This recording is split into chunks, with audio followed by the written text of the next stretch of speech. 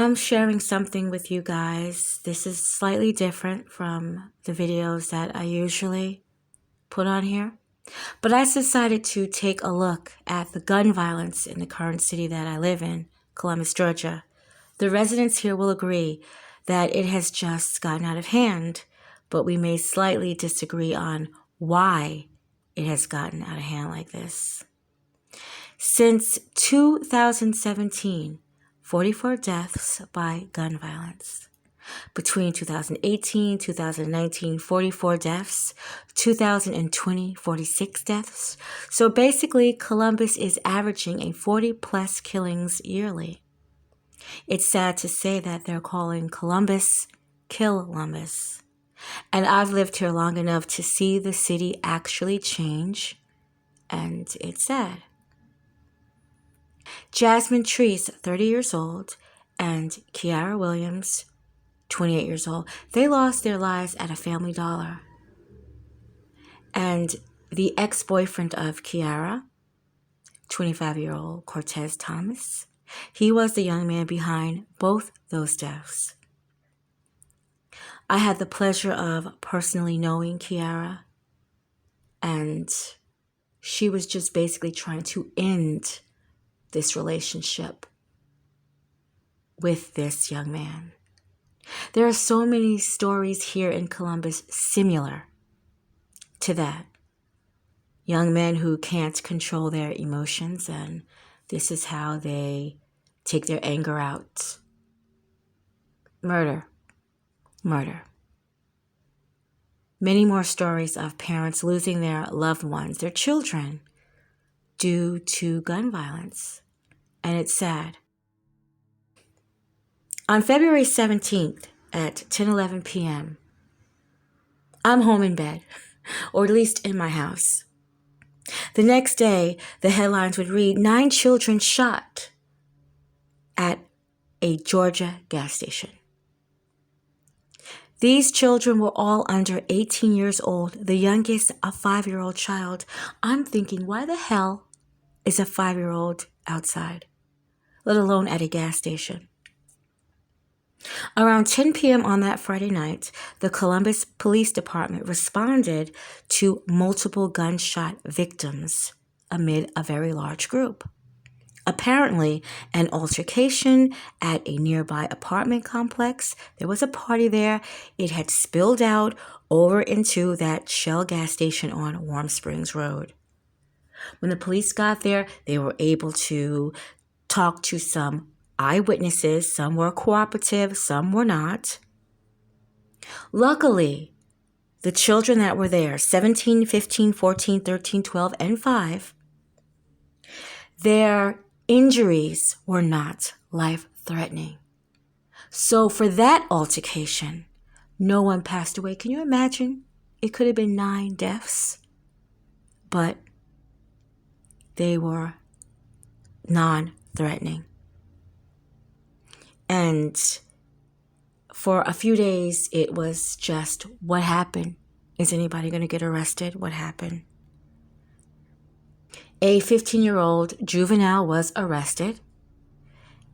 They're not, of course, saying what his name is because, again, he is a juvenile, and he was brought to the Regional Youth Detention Center. And a 35-year-old man by the name of D'Angelo Robinson Sr., he was arrested as well. I do not know if he is any relation to this 15-year-old. I don't know why whatever happened at this party would spill out across the street at a gas station. I have no idea. I'm pretty sure I could have found out, but it's every day. If you live here in Columbus, there is a shooting every day and a murder at least 2-3 times a week. 2-3 times a week, a murder. The 5-year-old boy, I found he was there with his family. They had nothing to do with the party, is what I've read. I also was looking at comments, and a woman believed to be his grandmother had actually said that this is her grandson and that he may be having to get his eye removed. I'm thinking to myself, goodness, I'm glad it was his eye and he didn't lose his life. I'm sure she probably thinks that same way now, but that's terrible that has even happened to him. So we have 2 arrests now, and it again, the good thing here, if you live here in Columbus, is that there were not any deaths that happened in Columbus, Georgia, at that gas station that night. At Motel 6 on Victory Drive, and this was like a couple of days later or the next day. I can't exactly remember what day it was, but around 9 p.m. on Saturday, I believe it might have been that next day, Michael Carter, Sr., 54 years old, and his son, Michael Carter, Jr., 19-year-old, they were shot. They were shot and they were killed. A woman unidentified was transported to the Piedmont Hospital after being shot in her neck, and they say she's actually paralyzed from the neck down.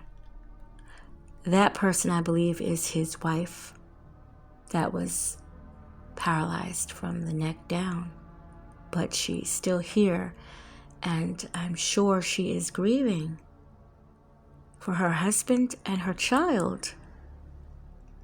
And I was looking on Facebook earlier, and I see they were having a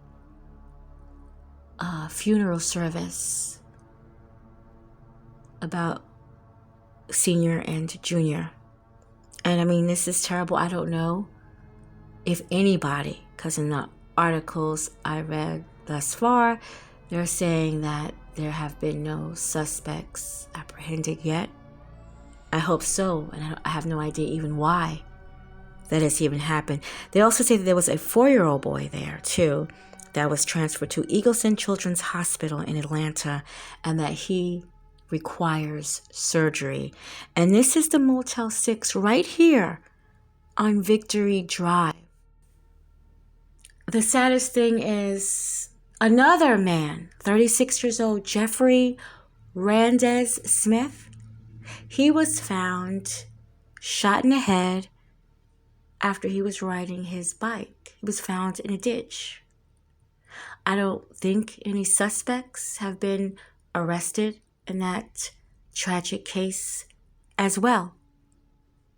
I mean, horrible, horrible stories. Every day it's something. 2-3 times a week, there's deaths. You best believe every day someone is getting shot here. And it doesn't matter what part you live in Columbus, because there seems to be a divide on which side is better. Okay, bullshit. There's guns on that side too, just like there's guns on the other side, you know? It's horrible. And I'm going to end my video with Dr. Mctyre. He was murdered on Sunday around 6 o'clock in the morning. The police and the paramedics would get there, and he could not even be resuscitated. It was not an accident. It was intentional. He was shot multiple times. They thought that it was just a car crash until they realized that it wasn't. He had crashed between the Winton Road Chinese restaurant and the Circle K. I actually was over there earlier today. I asked if I could put down flowers, and I kind of know the chef that's in the restaurant, and he said a lot of people had asked that, and he had said no because he thinks that, it might deter the business. I said it wouldn't deter the business. He said that they may be scared. And I asked him, could I put it a little bit far away? And he said yes. It was nice to know that, of course, I wasn't the only one thinking of that. But Dr. Mctyre, James Mctyre, he was 66 years old. And I remember him as my instructor, teaching psychology classes. And he was a really, really nice man. He wasn't biased. He wasn't stuck up. He wasn't like that, you know? Me and several other people that I've spoke to after we found out that he was murdered, we were really in disbelief because it's like, wow, he was the type of person that you wouldn't think would be involved in anything like that. But I've said it before, and I'll say it again and again and again. When you own a gun, it's no longer about protecting yourself. That's not why people have guns anymore. It's for settling arguments. It's for getting rid of somebody that you just don't want around no more. It's never for protection. It's for insurance claims. It's for a lot of different things, you know. But it's really about protection. James Mctyre, 66 years old. No longer here. I have a feeling that, most definitely, that this murder here will not be, it won't go unsolved. I have a feeling that it will be solved. I do. And I have a feeling it will be solved sooner than later. There's actually a number that I will give out to anyone that has any information on Dr. Mctyre's murder, anything, big or small. 706-225-4480.